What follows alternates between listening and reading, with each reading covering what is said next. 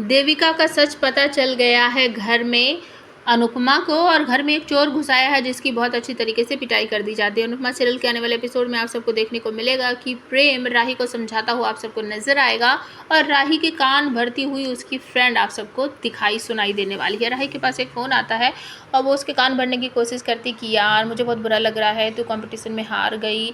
लेकिन ऐसी माँ कौन सी होगी जो अपनी ही बेटी को हराने के लिए उसी डांस कॉम्पिटिशन में हिस्सा ले। तो राही उसको डांटते हुए कहती कि अगर तूने किसी खास वजह से फ़ोन किया तो प्लीज़ बोल, और अगर ऐसे वैसे किया है तो प्लीज़ रख दे, मेरा सर दर्द कर रहा है। तो वो फ़ोन काट दे, नहीं नहीं नहीं यार मैं तो बस ऐसे ही फ़ोन कर रही थी कि प्लीज़ रख दे।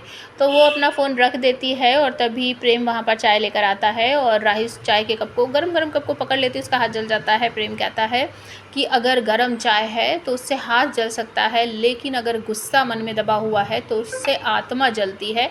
तो अपने गुस्से को छोड़ दो, त्याग दो, थूक दो। अगर तुम सबको माफ़ कर सकती हो, माँ को भी माफ़ कर सकती हो, तो मम्मी को भी तुम्हें एक मौका देना चाहिए। और पहले भी तुमने मम्मी को छोड़कर देखा है और तुम बहुत पछताई थी। इस बार ऐसा कुछ मत करना कि तुम्हें सारी ज़िंदगी पछताना पड़े। सभी को दूसरा मौका मिलता है तो मम्मी को भी ज़रूर मिलना चाहिए, और मम्मी की ऐसी कोई बड़ी गलती नहीं है जिसे तुम माफ़ नहीं कर सकती।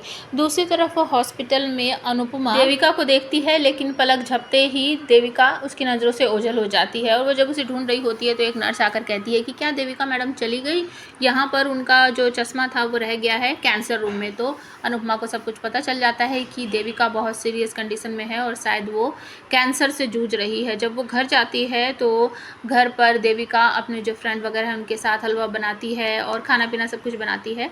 अनुपमा आते ही उसे गले लगा लेती है और कहती है, गधेड़ी तूने मुझे बताया क्यों नहीं? तू इतनी परेशान थी, इतनी दुख मुसीबत झेल रही थी। तो देविका अपनी फ्रेंड के गले लग के बहुत बुरी तरीके से रोती है कि यार मुझे माफ़ कर दे, मैं सोच रही थी तुझे बताना, लेकिन घर में इतना सारा टेंशन और फिर ये डांस कंपटीशन। तुझे पता है जिस दिन से मुझे ये पता चला कि मुझे कैंसर है, मैं किस तरीके से जी रही हूँ। मैं हर रोज़ मरती हूँ, लेकिन मैं मरना नहीं चाहती, मुझे जीना है।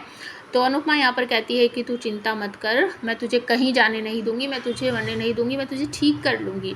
उसके बाद रात को अचानक से घर में हलचल होती है और अनुपमा एक चोर को पकड़ कर लाती है। देविका भी साथ में होती है, उसकी खूब पिटाई शिटाई होती है, और बाद में पता सब लोग उसे मारते पीटते रहते हैं। तो अनुपमा कहती है, अच्छा एक मिनट रुको, देखो तो कौन है ये, खोल के तो देख लो, कभी कोई भिखारी बेचारा आ गया हो। तो सब कहते हैं अगर ये भिखारी ऐसे खाना खाना था तो मांग के खा लेता, चोरी क्यों करी?